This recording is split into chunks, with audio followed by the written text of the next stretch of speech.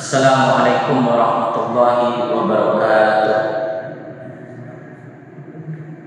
Alhamdulillahilladzi nahmaduhu wa nasta'inuhu wa nastaghfiruh wa na'udzu billahi min shururi anfusina wa min sayyiati a'malina.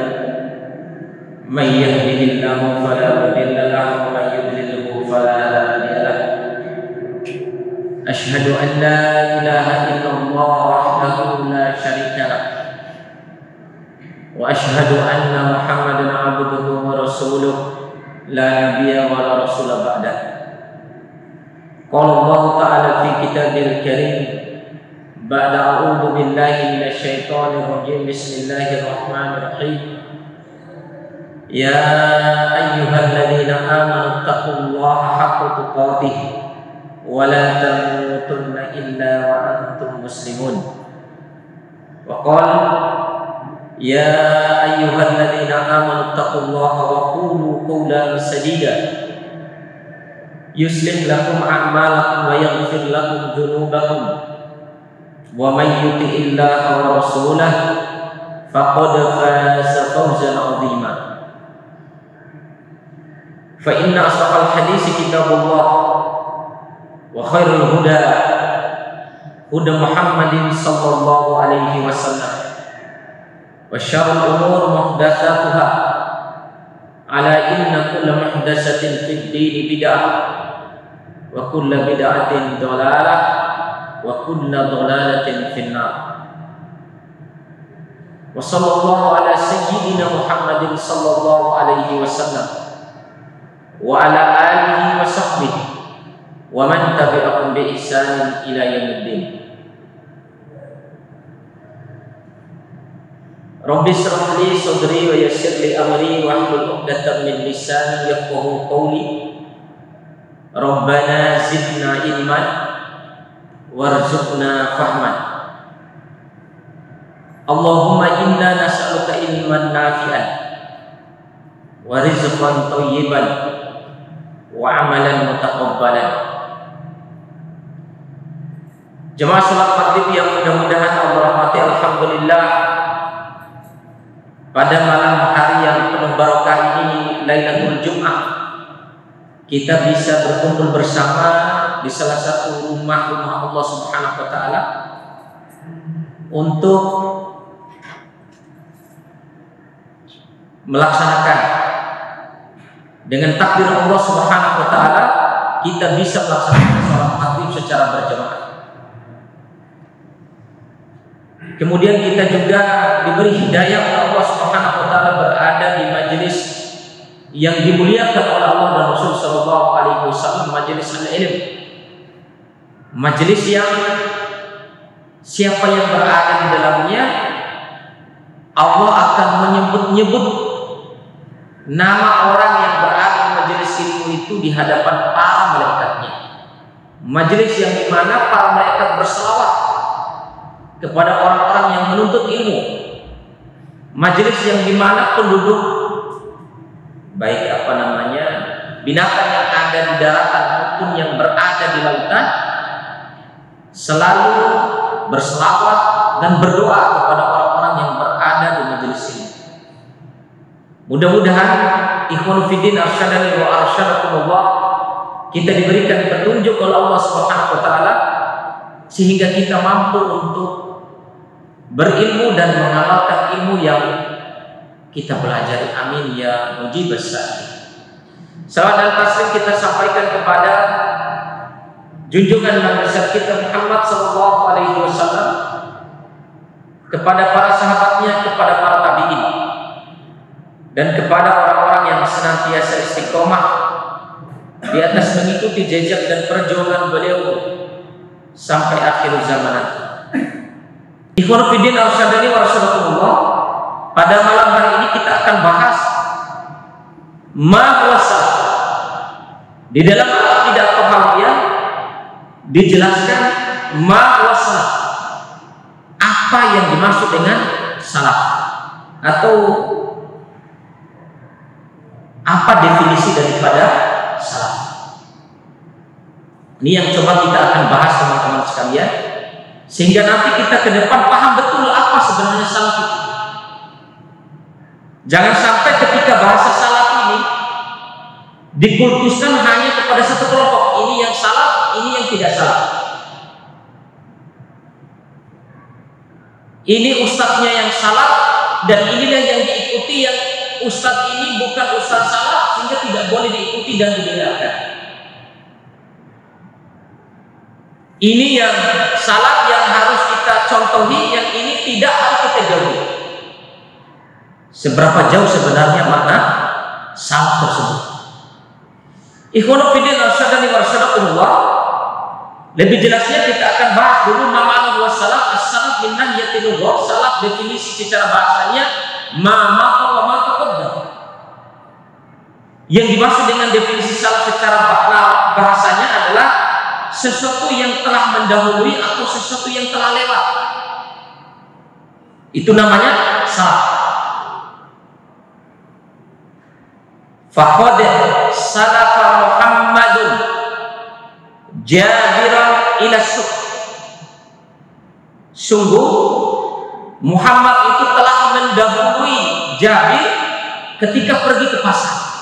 Itu namanya salaf. Jadi telah mendahului, telah melewati, telah lampau, dia telah lewat. Itu makna salaf secara etimologinya. Jadi yang telah mendahului atau yang telah lewat, itu namanya salaf. Teman-teman sekalian yang mudah-mudahan Allah rahmati, ikhwan fillah arsyadani warsyadakumullah. Berarti kalau makna secara definisi bahasanya seperti itu, kita kaitkan dengan definisi terminologinya secara syariatnya, secara syar'inya, secara pengertian Islamnya. Yang dimaksud dengan salaf itu adalah 3 generasi terbaik daripada umat Islam. 3 generasi terbaik itu sudah salaf. 3 generasi terbaik itu salaf. Siapa mereka? Kita contoh. Dan jadi urutannya, karena ada orang mutlak yang dimaksud dengan salaf itu orang yang mengikuti Al-Quran dan Sunnah, itulah salaf.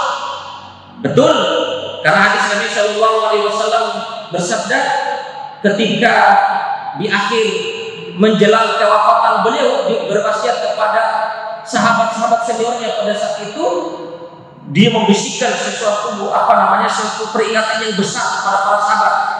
Taraktu fikum amroini in tamassaktum bihima lan tudillu ka abada. Saya telah tinggalkan kepada kalian 2 perkara yang selama kalian berpegang teguh 2 perkara ini, wahai sahabatku, kalian tidak akan sesat selama-lamanya. Teman-teman sekalian, ikhwan fillah arsyadani warsyadakumullah, kalau bahasanya Nabi SAW, kalau sabdanya Nabi SAW hanya berhenti di situ, maka mungkin secara akal bisa kita terima orang yang mengklaim bahwa salaf itu yang mengikuti Al-Quran dan Sunnah. Cuman perkaranya teman-teman sekalian, kita tidak pernah bertemu langsung dengan Al-Quran.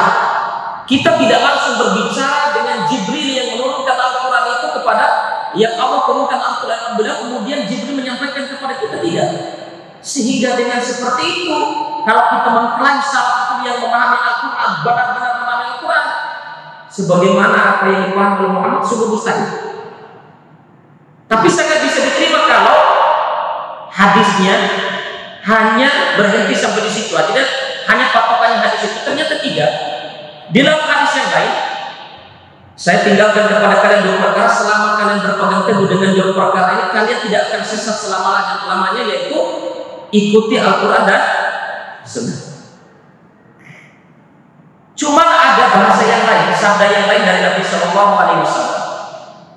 Ternyata untuk memahami Al-Quran dan Sunnah ini yang sangat dikelirukan oleh sebagian aktivis atau sebagian ustaz, bahwa yang benar itu adalah Al-Quran dan Sunnah. Tidak perlu perkataan Imam Syafi'i, tidak perlu perkataan para sahabat. Kalau kita mendahulukan perkataan siapa saja mengalahkan Al-Quran dan Sunnah, maka itu merendahkan Al-Quran. Tidak.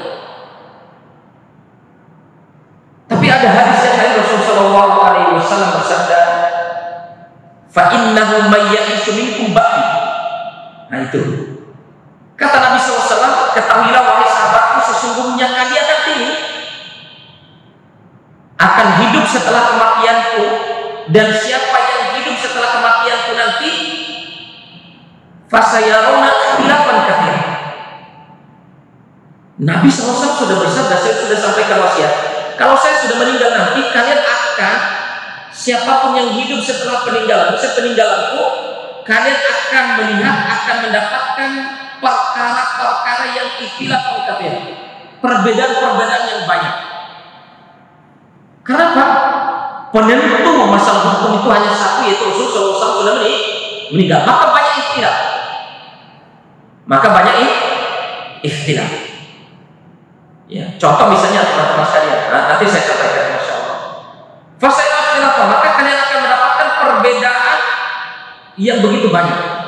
Maka nasihat Nabi SAW ketika perbedaan yang banyak itu bukan lagi kembali kepada Al-Quran dan Sunnah, tapi fa'alaikum bisunnati wa sunnatil khulafa'ur rasyidin al-mahdiyyin. Coba lihat urutannya tadi, teks hadisnya kembali kepada Al-Quran dan Sunnah. Hadis yang kedua, tidak kita ini sendiri-sendiri memahami Al-Quran dan Sunnah kemudian kita baca, kemudian kita simpulkan, tidak.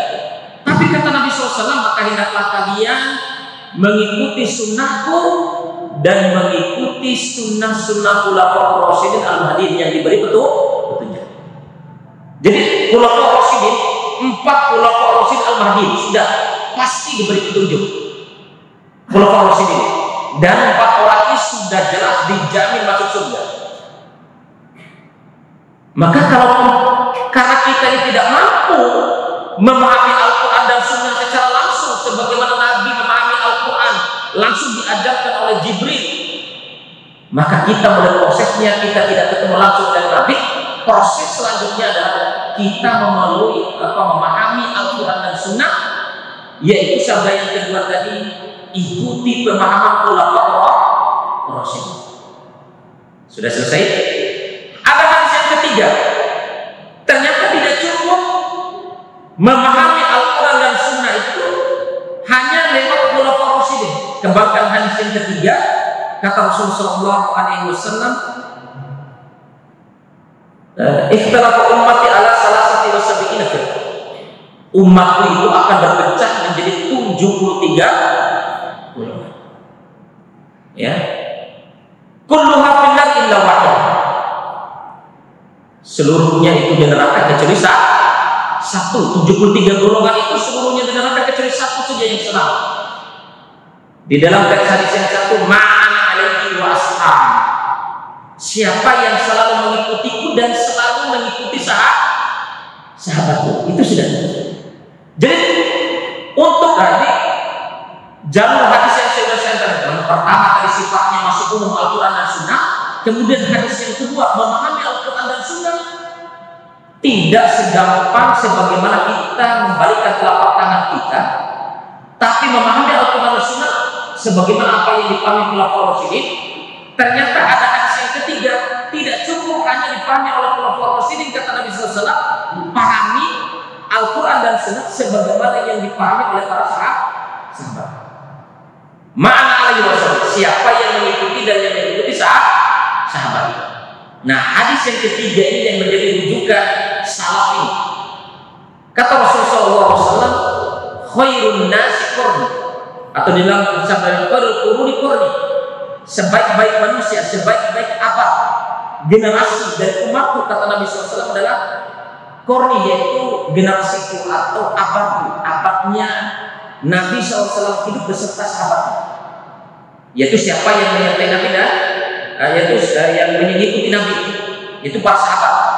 Sumalladzina yalun, kemudian abad selanjutnya yaitu tabi'in, yang dikenal dengan istilah tabi'in. Sumalladzina yalun, kemudian setelahnya tabi'ut tabi'in. Berarti kalau menurut definisi hadis ini adalah 3 sampai masa 300 Hijriah. Ada ulama yang lain membatasi 3 periode ini, 3 abad ini hanya sampai 200 Hijriah. 200 Hijriah ke atas itu sudah ulama kholat. Kalau ikuti yang 1 abad itu adalah 100 tahun, berarti tabi'in ini terakhirnya adalah sampai masa 300 300 Hijriah. Kalau 300 Hijriah teman-teman sekalian, Imam Ibnu Taimiyah, Imam Ibnu Qayyim al-Jauziyah itu tidak masuk di fase 300 Hijriah. Karena mereka adalah 400-an Hijriah ke atas. Imam Ibnu Taimiyah, Imam Ibnu Qayyim berikutnya. Berarti mereka kholaf. Ulama kholaf. Yang masuk ulama salaf ini kalau mengikuti pendapat yang kedua yang panjang saja, yaitu yakni pada abad atau tahun 300 Hijriah. Berarti masuk di situ. Kalau terakhir Imam Ahmad bin Hanbal, Yahya bin Ma'in itu masuk, Al-Imam Al-Qatadah, kemudian Sa'id bin Musayyib, ya, itu masuk pada periode fase ulama ini yang 300 Hijriah. Inilah yang namanya ulama salaf. Maka teman-teman sekalian, jemaah sekalian yang mudah-mudahan Allah rahmati, maka dikatakan salaf. Orang salaf itu adalah 3 generasi. Maka sungguh bohong kalau generasi kita ini mengklaim ada ulama sekarang yang hidup pada zaman dan modern ini, kami mengikuti Al-Quran dan Sunnah tanpa mengikuti pemahaman 3 generasi ini, maka sungguh klaim itu klaim bohong. Ya. Kalau mereka mengklaim kami mengikuti Al-Quran dan Sunnah sementara tidak mengikuti 3 generasi ketiga ini, maka sungguh klaim salafnya bohong. Ya. Sungguh mengklaim diri sebagai salaf itu bohong. Kenapa? Kemampuan untuk memahami Al-Quran dan Sunnah itu sudah direkomendasikan oleh Rasulullah SAW. Sebaik-baik memahami Al-Quran dan Sunnah itu 3 generasi. Maka kalau ditambah salafi, ditambah ya mati di akhir salaf itu, maka maknanya adalah setiap orang yang mengikuti, berusaha untuk mengikuti pemahaman sebagaimana pemahaman generasi 3 generasi. Itulah yang dimaksud dengan salafi. Itulah yang dimaksud dengan salafi. Jadi kalau mengklaim salafi hanya kelompok tertentu, kamilah salafi, yang lain tidak salafi, bohong dia. Berarti dia tidak paham makna bahasa.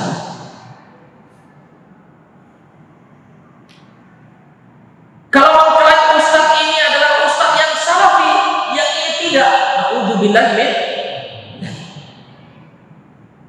Teman-teman sekalian, jemaah sekalian, masya Allah, sampai saya terheran-heran. Saya baru dengar berita, masya Allah, ada di sebuah ma'had, gak perlu saya ceritakan, maaf, untuk menjaga saja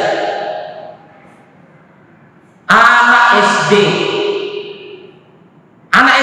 laki-laki maupun perempuan itu sudah didoktrin di pondok-pondok itu.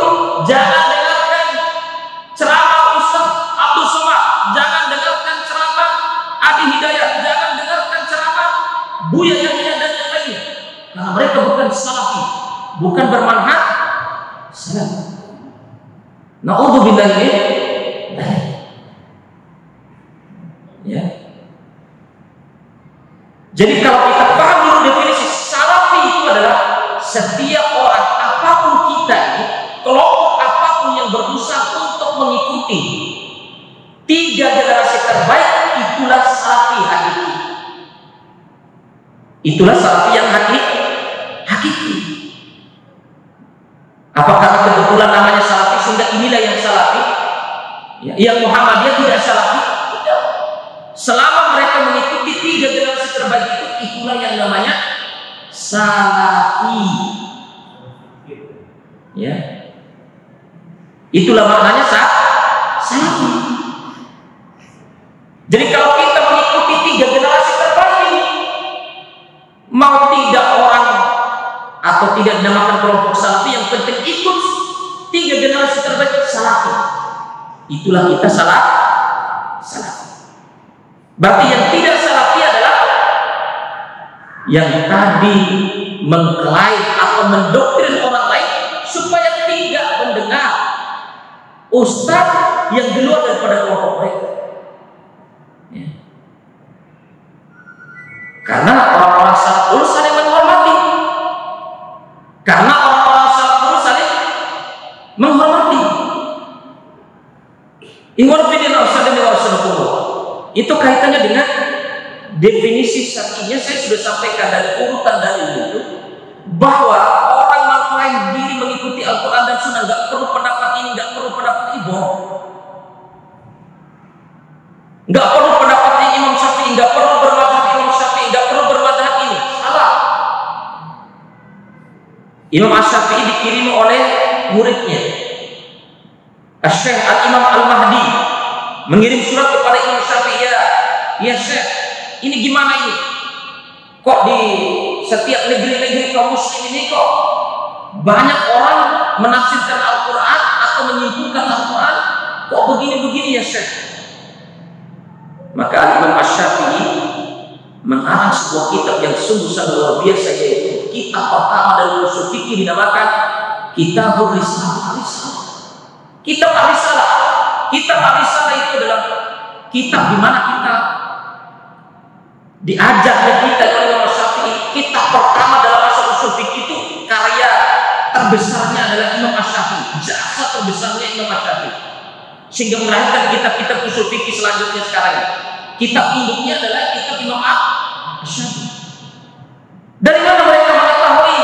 Ulama-ulama tafsir selanjutnya bisa mengetahui tafsir, bisa mengetahui mana mana khos, mana yang nasih, mana yang mansukh dan yang lain, mana yang mutlak, mana yang muqayyad. Kalau bukan dari bukunya Ar-Risalah yang dikarang oleh Imam Syafi'i. Ya. Kok tiba-tiba mengklaim kami ikuti Al-Quran dan Sunnah? Ya. Sementara Imam Syafi'i sudah membuat buku rujukan yang sungguh-sungguh metode memahami Al-Quran, metode memahami As-Sunnah di dalam buku yang belum kalah, yaitu buku Ar-Risalah. Ikhwan fillah dan masyaallah, itu kaitannya dengan masyaallah metode untuk memahami dia, metode untuk memahami salah secara bahasa, kemudian salah secara definisi terminologinya. Kita tahu tadi intinya, kita pede teman-teman sekalian, bahwa yang dimaksud dengan salah itu 3 generasi terbaik itu yang dikenal dengan keilmuannya, yang dikenal dengan akhlaknya, yang dikenal dengan ibadahnya yang sungguh sangat luar biasa. Kemudian kita berusaha untuk mengikuti mereka itu, dan kita memang disuruh, dipujinya Rasulullah SAW 3 generasi terbaik itu supaya kita mencontoh mereka. Maka kita mencontoh mereka, mengikuti ilmu mereka, mengikuti cara mereka memahami Al-Quran dan Sunnah. Maka itulah salafi yang hakiki, salafi yang sebenarnya, salafi yang sebenarnya. Ikhwan fillah rahimani wa rahimakumullah. Sekarang teman-teman sekalian, bagaimana luar biasanya ini saya sampaikan, perlu saya sampaikan, masya Allah, antara perbedaan ini saja, perbedaan bahasa mengusap kepala sampai di telinga. Ada di 37 masalah populer. Jadi saya tidak membahas di sini, ini kajian fikihnya yang lebih afdol itu yang biasa mungkin kita lakukan, kemudian dari depan ke belakang, kemudian masukkan ke telinga ini. Tapi 4 mazhab, 4 ulama mazhab ini dengan keahlian ilmu mereka masing-masing, dari definisi bahasa tentang wangsamu musikum, usaha kepala kalian itu perbedaan wansah, usaha kepala itu perbedaan panjang dalam masalah bahasa. Imsak, wansah, usahlah kepala kalian. Bahasa mengusap dalam bahasa Arab menurut 4 mazhab itu berbeda-beda.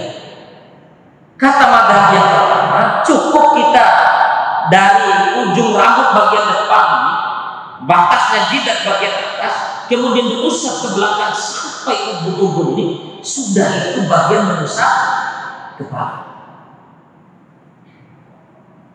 Ada yang lain bagian mengusap kepala berarti hanya cukup untuk menyentuh rambut saja, itu sudah tersentuh, karena itu adalah masuk bagian daripada kepala, mengusap kepala. Imam Ahmad bin Hanbal, mazhabnya Imam Ahmad yang dimaksud dengan mengusap kepala itu pokoknya bagian yang dimana rambut itu tumbuh, dan itu adalah bagian daripada mengusap. Maknanya saya mengajak bahwa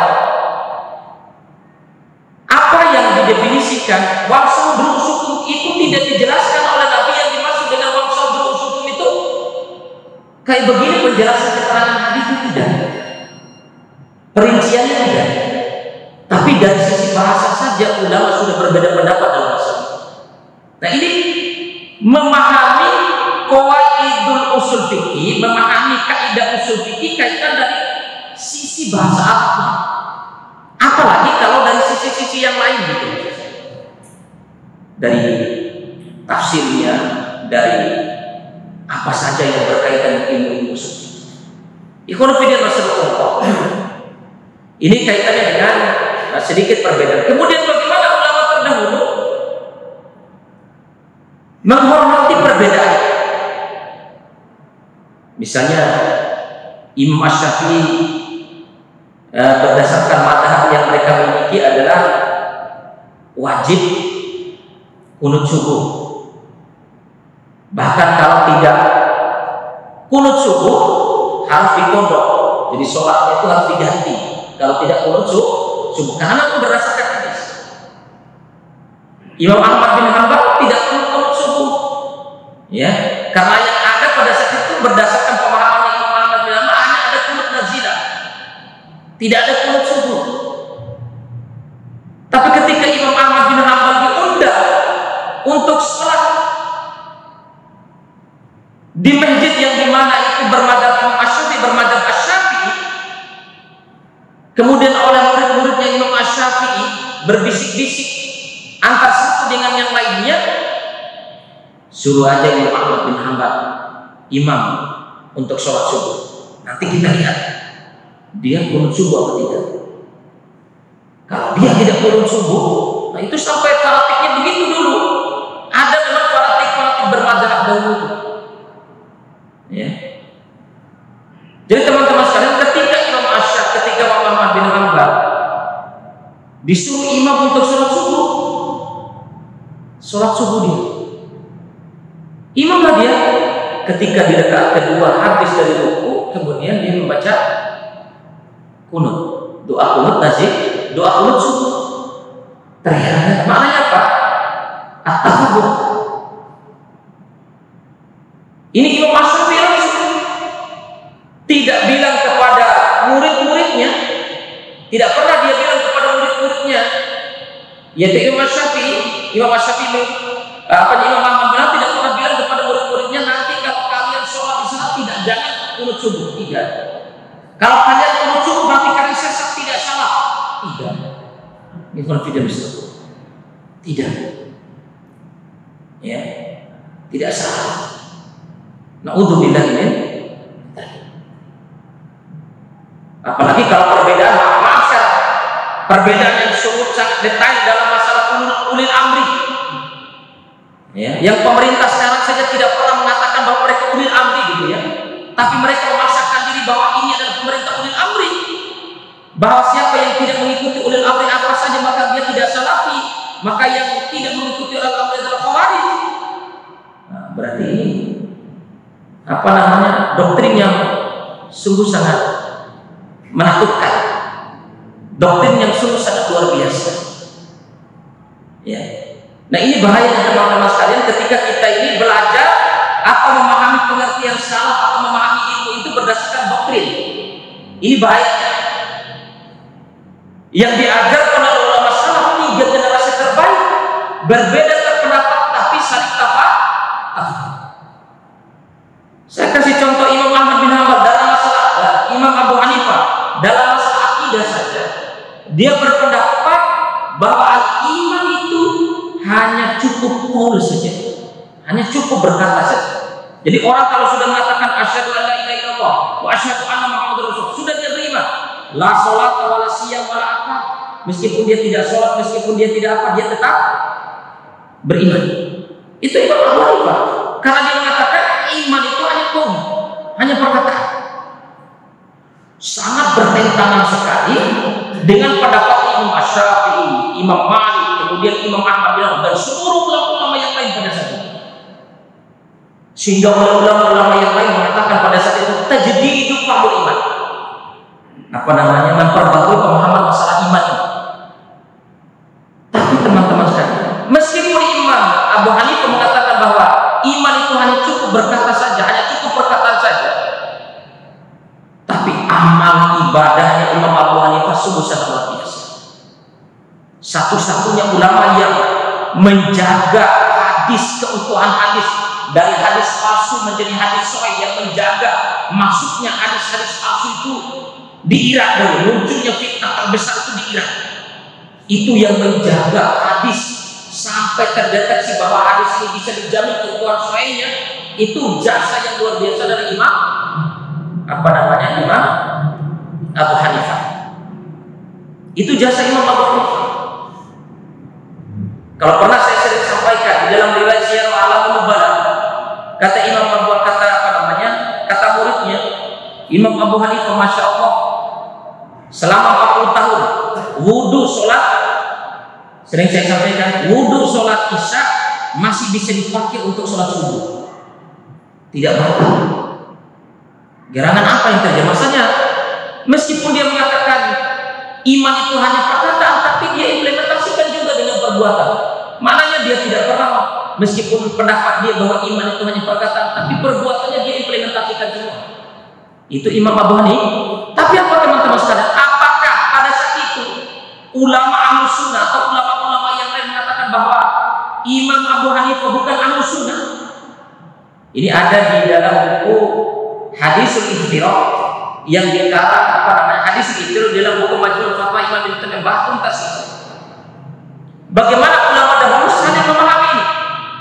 Contoh misalnya tadi Imam Abu Hanifah mengatakan iman itu hanya perkataan. Kemudian serentak ulama yang mengatakan bahwa Imam Abu Hanifah bukan Ahlus Sunnah wal Jamaah, bahwa bukan dia orang salah. Tidak. Imam Ahmad bin Hanbal, Imam Malik, Imam Asy-Syafi'i dan Yahya bin Ma'in, Fudail bin Iyad, dan ulama-ulama yang tidak pernah bersepakat bahwa dalam masalah definisi iman, kekeliruannya Abu Hanifah itu kemudian membuat ulama-ulama yang lain mentakjil, membuat ulama-ulama yang lain mengatakan bahwa sepakat Imam Abu Hanifah sudah keluar dari Ahlus Sunnah wal Jamaah. Tidak. Imam Abu Hanifah tetap Ahlus Sunnah wal Jamaah. Imam Abu Hanifah dia tetap ulama Ahlus Sunnah wal Jamaah, tapi dalam masalah definisi iman ini dia tidak berpendapat sebagaimana pendapatnya ulama Ahlus Sunnah wal Jamaah. Begitu bahasanya. Jadi tidak mencela Imam Abu Hanifah. Contoh teman-teman sekalian, Imam Qatadah ini Imam tabi'in yang terkenal. Kalau kita baca tafsirnya, Imam Qatadah itu masya Allah, ketika diteliti di Syiar A'lamul Nubala, Imam Qatadah ini termasuk ulama ahli tafsir tapi berpemahaman qadariyah. Pemahaman qadariyah itu maksudnya dia menolak takdir. Termasuk pemahaman Imam Qatadah dalam masalah takdir ini tinggi dalam masalah ini. Artinya mengikuti qadariyah itu tinggi begitu. Imam Qatadah yang terkenal di tafsir Imam Qatadah, kalau kita buka tafsirnya, menurut Imam Qatadah begini. Ternyata dia berakidah qadariyah.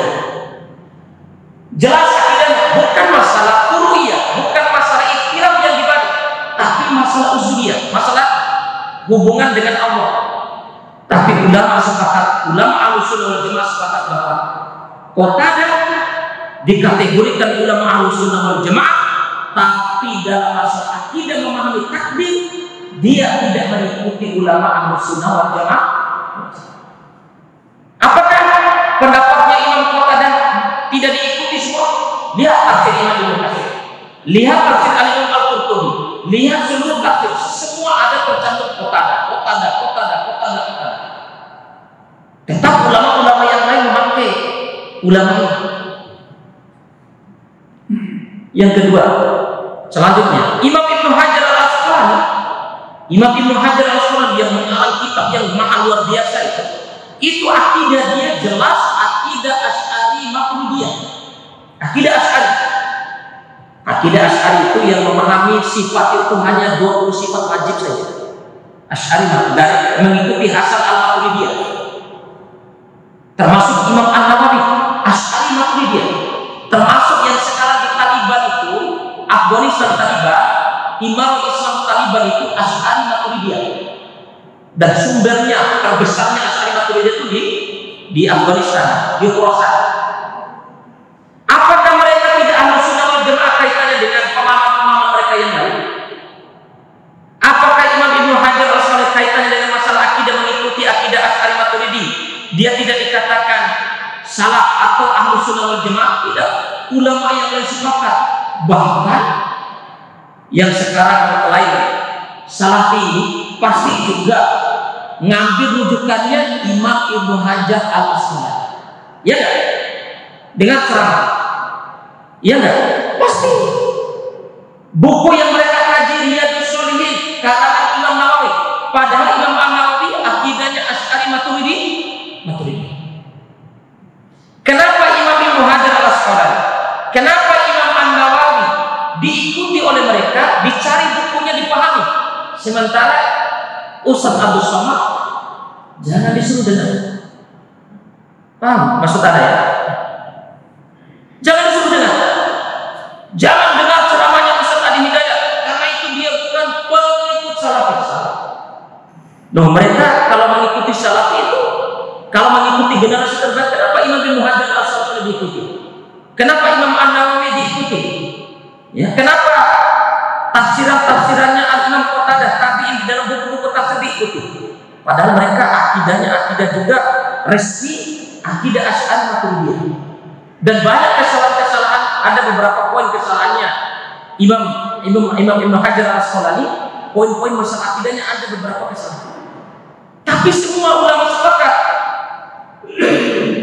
Kalau pujian ulama-ulama yang lain, Masya Allah, saya tidak pernah mendapatkan sebuah karangan. Kalau seandainya tidak ada Imam Ibnu Hajar Al-Asqalani yang mensyarih hadis Sahih Bukhari, ya, maka tidak akan selamat ulama-ulama selanjutnya. Itu kata ulama berjasa luar biasa. Imam Ibnu Hajar Al-Asqalani mensyarih hadis Sahih Bukhari yang dikenal dengan Fathul Bari. Ya, ini teman-teman sekalian yang mudah-mudahan Allah supaya kita paham dan lebih dewasa lagi memahami Salafi dan bagaimana ulama saling memahami dengan perbedaan-perbedaan itu. Tidak berarti ketika dia berbeda satu pendapat kemudian dia keluar daripada Ahlus Sunnah wal Jamaah tidak. Kecuali yang sudah jelas-jelas seperti contoh misalnya ada Syiah Zaidiyah. Syiah Zaidiyah itu Al-Qur'annya masih Al-Qur'an resmi, Al-Qur'an Rasul Utsman. Semua hadis-hadis masih pakai hadis-hadis Sahih Bukhari, Sahih Muslim. Cuma mereka kelemahannya Syiah Zaidiyah itu, kenapa yang jadi urutan pertama khilaf itu kok malah Abu Bakar, Umar, Utsman? Kenapa tidak? Tidak. Itulah yang dinamanya Syiah Zaidiyah. Apakah mereka tidak Ahlus Sunnah wal Jamaah?